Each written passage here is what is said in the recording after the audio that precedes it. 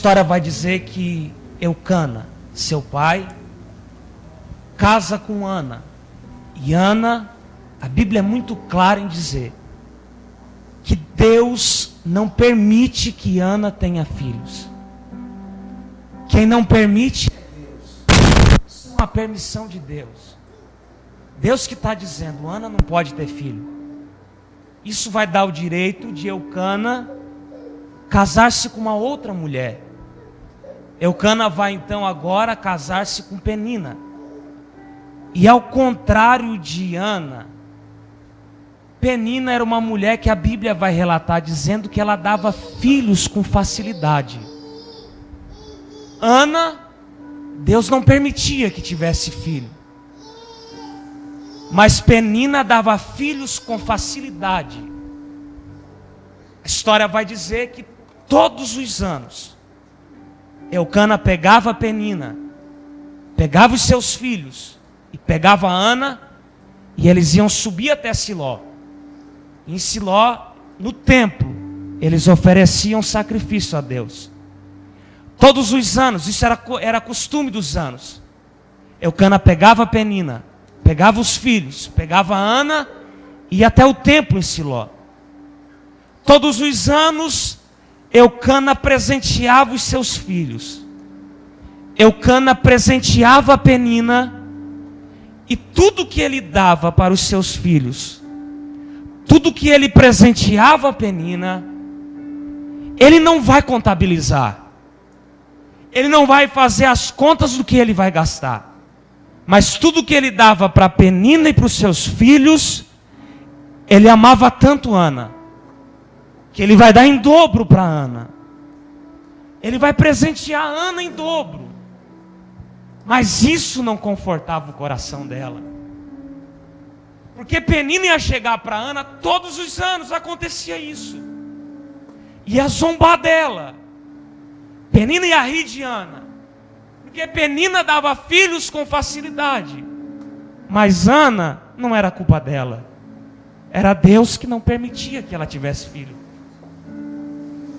Um dia Ana vai chegar. E ela não vai se conter com isso, ela vai se retirar, não comia. A ponto de Eucana chegar para ela e dizer assim, por um acaso eu não sou melhor para ti do que 10 filhos. Tudo que eu dou para Penina eu dou em dobro para ti. Tudo que eu dou para os meus filhos eu dou em dobro para ti. Mas isso não confortava a Ana. A ponto de um dia ela começar a subir o templo. E Ana vai fazer oração a Deus. E uma das orações que Ana vai fazer a Deus, ela vai dizer, Senhor, não te esqueças da tua serva, oh glória. Ela vai se apresentar diante de Deus e vai dizer assim, não te esqueças da tua serva. Sabe o que me chama a atenção? Porque eu parei para ler esse texto aqui.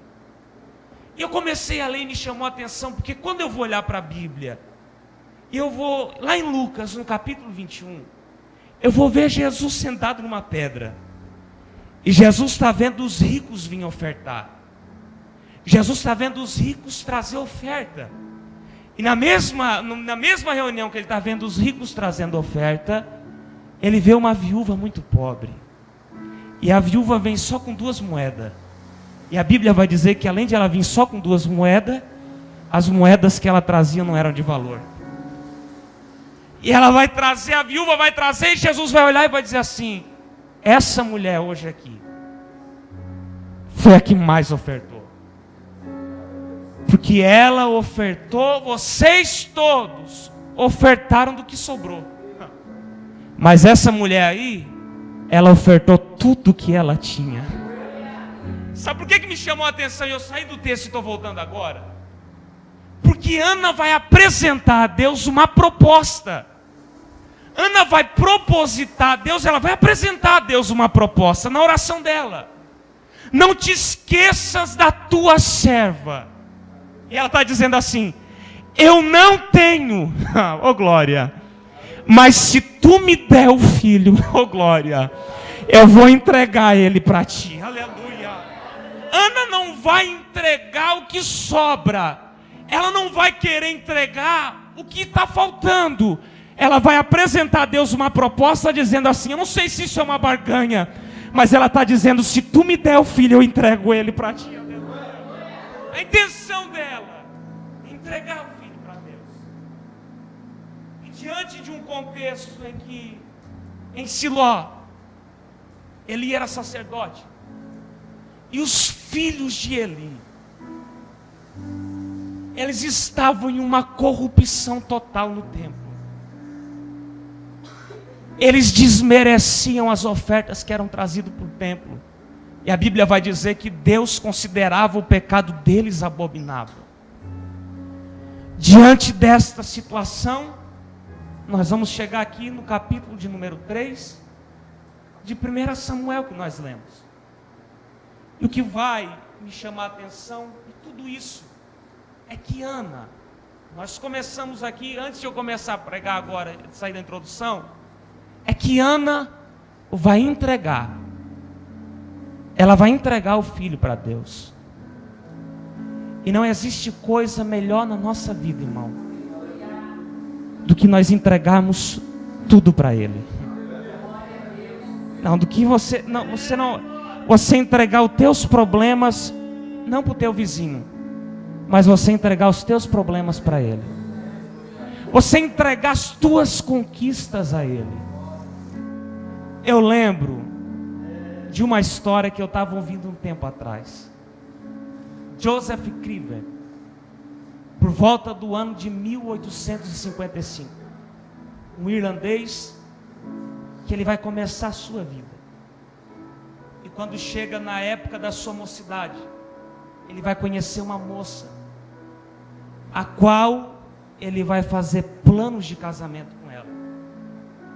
Ele vai noivar com ela, ele amava ela de uma maneira tão grande, que ele cria perspectivas a respeito do seu futuro e do seu relacionamento com ela. A história vai dizer que na véspera do seu casamento, a sua noiva morre. Ele vai usar isso para se aproximar de Deus e conhecer Deus realmente como Ele é, mas não conseguindo conviver no mesmo lugar em que ele conviveu muito tempo com ela. Ele vai se mudar para o Canadá, e no Canadá ele vai cuidar de uma família de filhos de um general canadense. Ele cuida desses filhos desse general canadense, e por intermédio deles, ele conhece uma outra moça, e ele vai se apaixonar por ela, vai criar novas perspectivas a respeito do seu futuro com a sua futura esposa. Joseph vai ficar tão apaixonado por ela que ele vai começar novamente a planejar o casamento. E consequentemente, na semana do casamento, a sua segunda noiva morre. Teve gente que riu. Você não riu porque não era contigo, né, irmão? A segunda noiva vai morrer na semana do casamento. Ele decidiu então, ele conseguiu compreender que Deus não queria que ele casasse. E ele vai ficar agora a vida inteira, ele vai doar a sua vida para Deus. A ponto de, na região onde ele morava no Canadá, as pessoas colocaram o apelido de Joseph como o bom samaritano. Ele não tinha condições financeiras boas, ele não tinha uma vida tão estabilizada, mas ele ajudava os outros. Ele era conhecido na região como o bom samaritano. E ele vai dizer que tudo aquilo que ele tinha na vida dele, ele entrega para Deus. Aleluia. Um dia ele vai receber um telegrama, e no telegrama quem estava escrevendo era sua mãe, muito velhinha lá na Irlanda. Ela vai dizer: Joseph, estou no final da minha vida, a mãe está doente, e os amigos da mãe parece que já me abandonaram. Ele não tinha condições para visitar a mãe. Ela está dizendo: o coração da mãe está aflito. Parece que eu estou tão sozinha. Eu estou escrevendo isso porque parece que não tem ninguém por mim. Parece que não tem ninguém por mim. E daí ele vai pegar e vai começar a escrever uma carta para sua mãe. Ele começa a carta dizendo assim: mãe, eu quero te contar nessa carta alguém para quem eu apresentei todos os meus problemas. Alguém quem eu apresentei todas as minhas lutas. Mas alguém que eu contei todas as minhas vitórias. Alguém para quem eu apresentei todas as minhas conquistas. E ele começa a escrever um poema para a mãe dele. E esse poema, 13 anos depois, se torna uma música que nós cantamos nos cultos. Ele começa o poema dizendo assim: um bondoso amigo é Cristo, carregou com a nossa dor e nos manda que levemos os cuidados ao Senhor. Aí começa assim, ó: falta o coração dorido, gozo, paz, consolação. Sabe por que falta o coração dorido, gozo, paz, consolação? Aí ele está dizendo assim, ó: isso é porque não levanta tudo a Deus em oração. Aleluia.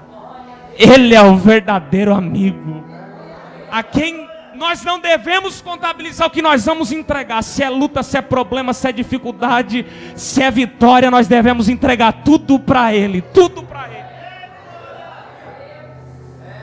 Samuel, em meio a tanta corrupção dos filhos de Eli, nós vamos nos deparar com o que está acontecendo no capítulo número 3. Em que a Bíblia vai dizer que Samuel ainda era um menino. A palavra menino traz a nós o sentido de incapacidade. Menino fala de incapacidade. Menino é irresponsável.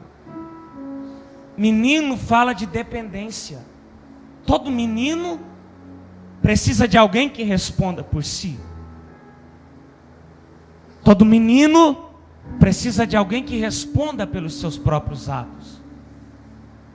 Eu, quando era menino, dependia totalmente do meu pai e da minha mãe, porque eu era só um menino. Diante de toda essa corrupção, Deus vai decidir levantar um menino.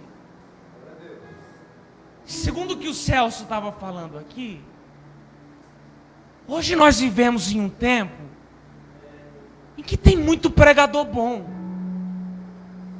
tem muito cantor bom, tem muita gente que é profissional naquilo que faz.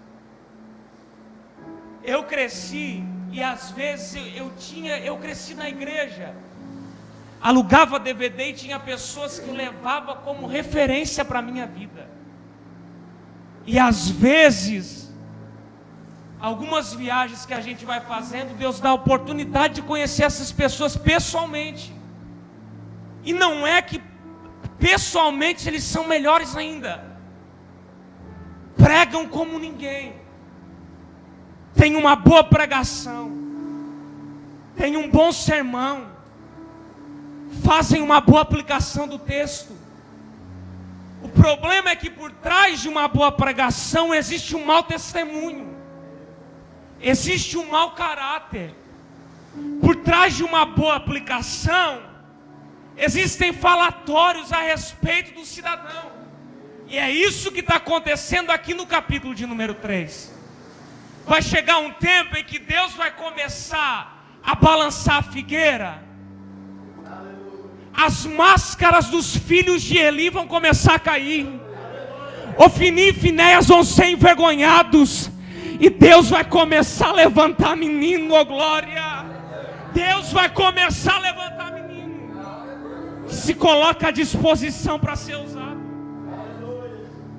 Talvez você está dizendo assim, mas peraí, não sei por que o Léo está falando isso, porque na nossa igreja não tem.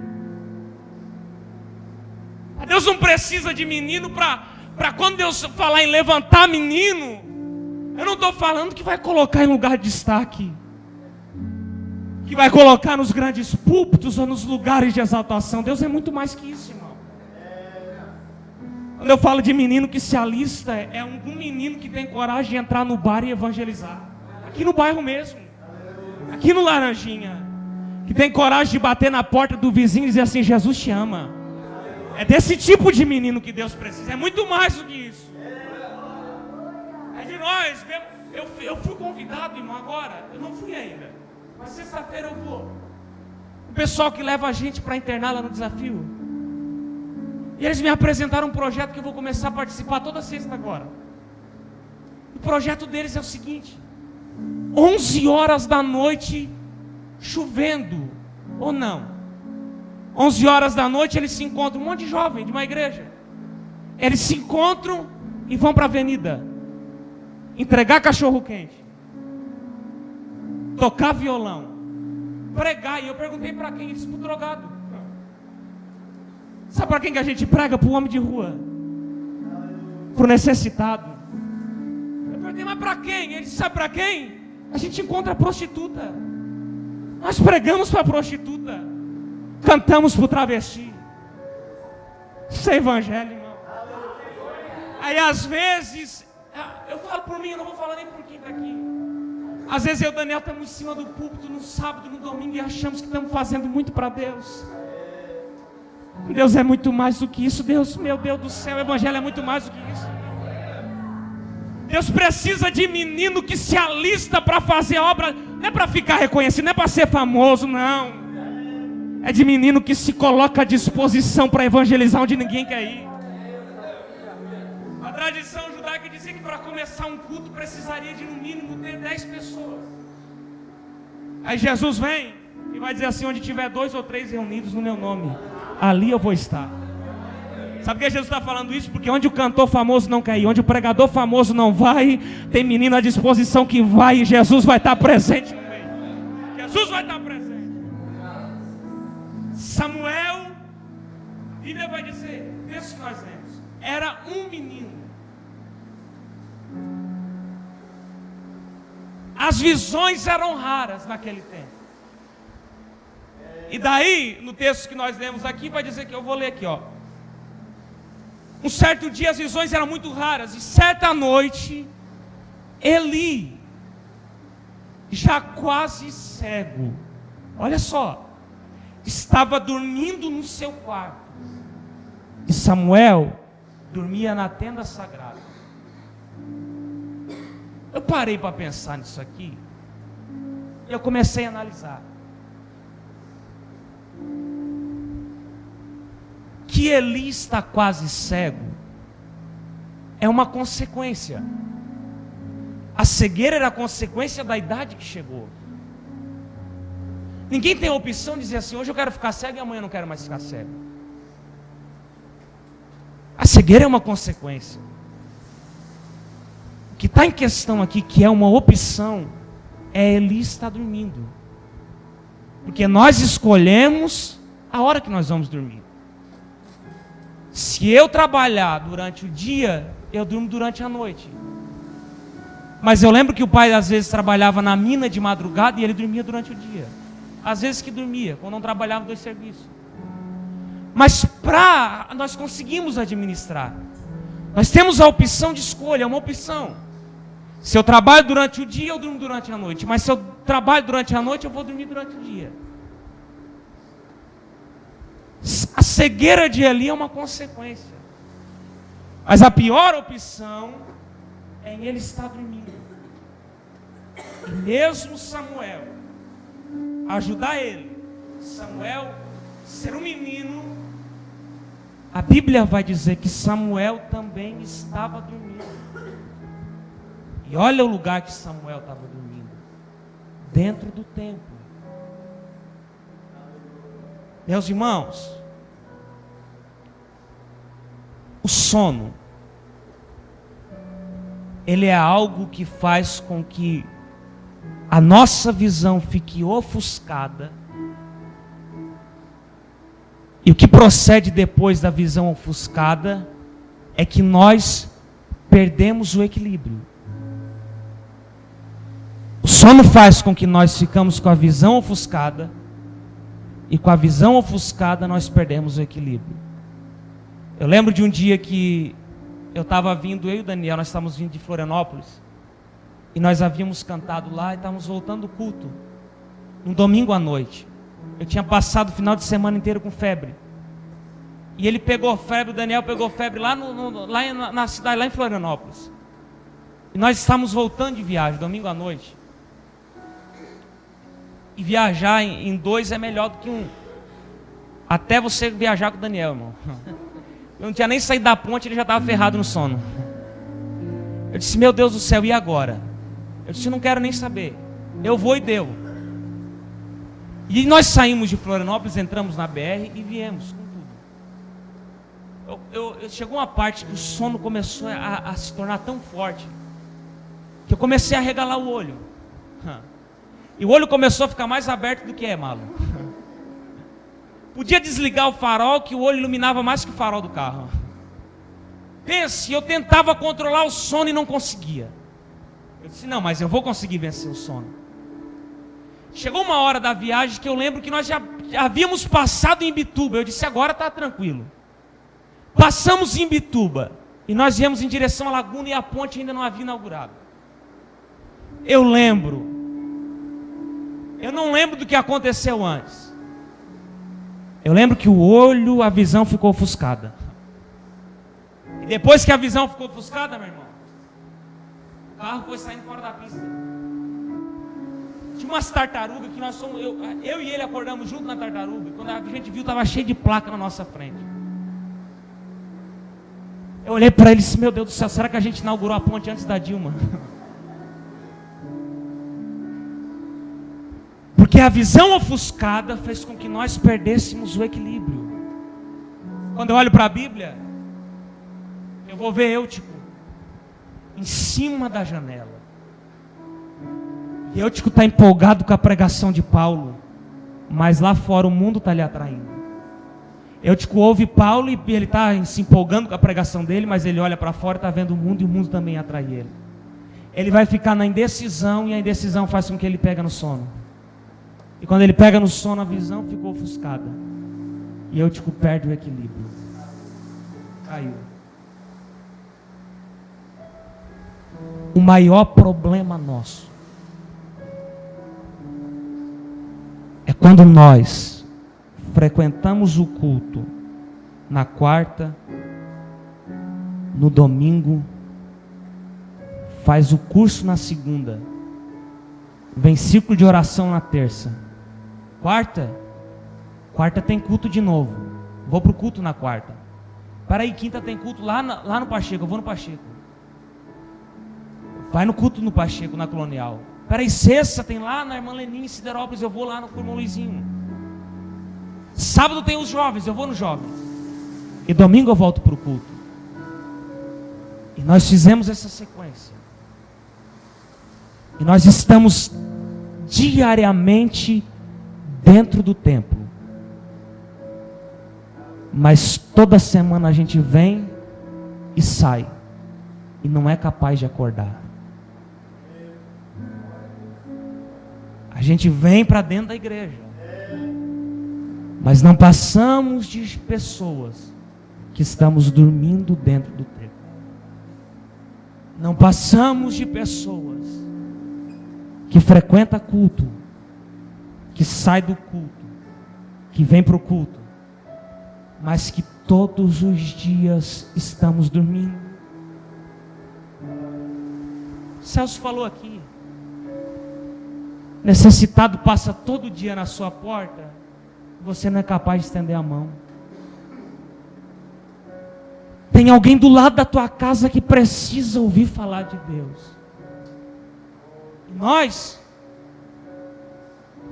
todos os cultos, ouvimos falar sobre o amor e sobre perdão. Mas se o irmão olhou atravessado para mim, não pisa no meu calo, irmão. Comigo não. Por coisas mínimas. Aquele irmão, não. Eu não olho mais para ele. Eu não falo mais com ele. Não passamos de pessoas que vêm aqui como telespectadores, que não praticamos a palavra e que estamos dormindo. Dormindo. Sabe o que vai me confortar aqui no texto? Que vai nos confortar. É que Samuel estava dormindo no templo, onde a lâmpada do Senhor ainda estava acesa, oh glória. Enquanto tem gente que dorme aqui, ainda há tempo de você acordar. Porque todo culto tem lâmpada do Senhor acesa, oh glória. O salmista começa o Salmo 119 no versículo 11 dizendo: eu escondi a tua palavra guardada no meu coração, para eu não pecar contra ti, Senhor. O mesmo salmista, no mesmo Salmo 119, no versículo 105, ele vai dizer assim: a tua palavra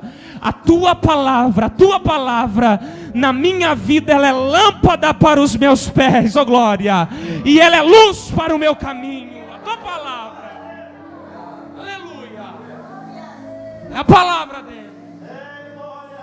Enquanto nós estamos aqui ouvindo a palavra dele, é tempo de nós acordar. Sabe o que me chama a atenção nesse texto? Fiquei lendo aqui, isso aqui me chamou a atenção. Porque nós lemos aqui que Deus vai chamar Samuel. Eu não sei como é que Deus vai chamar Samuel. Não sei se Deus vai gritar e vai dizer: Samuel, eu não sei como é que Deus vai fazer. Mas enquanto Deus chama Samuel, Eli não acorda. O Eli estava dormindo no quarto e o Samuel estava dormindo dentro da tenda. E Deus vai dizer para Samuel, eu não sei como é que vai ser, mas eu penso que Deus vai chegar para Samuel e vai dizer: Samuel. Samuel vai acordar e vai dizer: peraí, alguém me chamou. Samuel vai sair correndo, vai até o quarto onde Eli estava e vai dizer: o Senhor me chamou? E o Eli dormindo: ô Samuel, eu não te chamei, volta a dormir. Samuel volta a dormir. E ele vai deitar. E quando Samuel dorme de novo, segunda vez, Deus vai aparecer para Samuel e vai dizer: Samuel. Samuel vai acordar. Ele vai dizer: peraí, alguém me chamou. Eu acho que foi o Eli. Aqui nesse texto é a primeira vez que Deus está aparecendo para Samuel. Samuel ainda não conhecia a voz de Deus. Ele vai até o quarto onde Eli estava e está dizendo: o Senhor me chamou, Eli. E ele vai dizer: não, eu não te chamei. Volta a dormir, Samuel. Samuel vai voltar a dormir. E ele vai pegar no sono pela terceira vez. E pela terceira vez Deus vai chegar para Samuel e vai dizer: Samuel. Samuel vai levantar. Vai dizer: não, peraí, o Eli está me chamando. Foi até o Eli. Vai perguntar para ele: Eli, o Senhor me chamou? E ele vai olhar para ele e vai dizer assim: eu não te chamei. Volta a dormir, Samuel. 3 vezes Eli vai mandar Samuel voltar a dormir. Sabe o que eu aprendi aqui, irmão? É que às vezes nós não percebemos. Mas existem algumas pessoas com quem nós andamos, irmão Calinho. No serviço, na escola, os nossos amigos, fora da igreja, dentro da igreja, que a vida inteira deles é dormindo. E quem está dormindo, dentro da igreja tem um monte desses, tá, irmão? Tá cheio, tá? Quem está dormindo não tem o prazer de nos ver acordar. O Eli 3 vezes o Samuel vai acordar e vai até ele. E Ele está dizendo assim: volta a dormir. Volta a dormir. Volta a dormir, Samuel.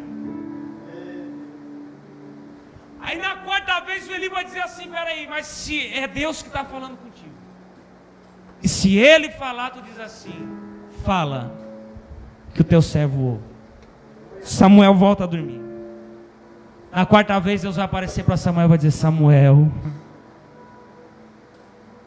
fala que o teu servo ouve.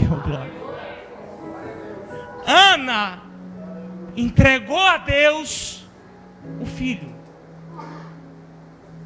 e Deus transformou o filho de Ana no sacerdote, num juiz e num profeta de Israel. Nós aprendemos aqui lições básicas sobre a vida de Samuel, sobre a chamada de Samuel. Que nessa noite nós venhamos a despertar do sono e dizer: Senhor, pode falar, eis-me aqui. Onde é que eu tenho que ir? Eu tenho que fazer a carteirinha para entrar no presídio, eis-me aqui. Eu tenho que entrar no hospital, eis-me aqui. Eu tenho que ir para a avenida evangelizar a prostituta, o travesti, eis-me aqui. Senhor, para quem que eu tenho que pregar? Para o homossexual, eis-me aqui. Para quem que eu tenho que pregar, Senhor? Eis-me aqui. Eu tenho que entrar no orfanato? Eis-me aqui. Eis-me aqui. Deus procura menino, irmão. Tem gente que se acha grande demais e Deus não precisa de gente grande. Deus procura menino. Capítulo de número 1, versículo de número 4 de Jeremias. Deus vai dizer para Jeremias: antes que tu te formasse no ventre eu te escolhi. Antes que tu saísse do ventre eu te santifiquei, e as nações eu te dei para o profeta. Quando Jeremias vai dizer: mas eu, Senhor, eu sou só uma criança. Oh, glória.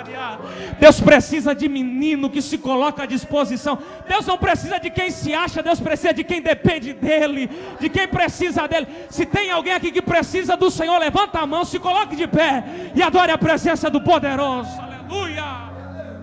Glória. Queria convidar você a vir aqui para frente.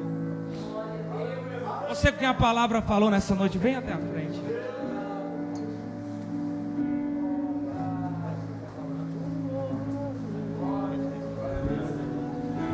Os obreiros estarão descendo para orar, enquanto o conjunto estará adorando o nome do Senhor. Aleluia. Nos ajude a melhorar, Senhor. Precisamos ser melhores. Aleluia.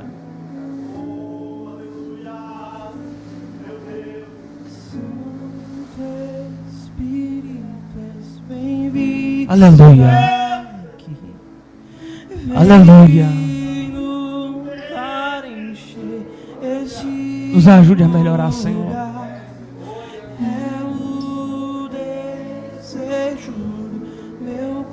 Aleluia.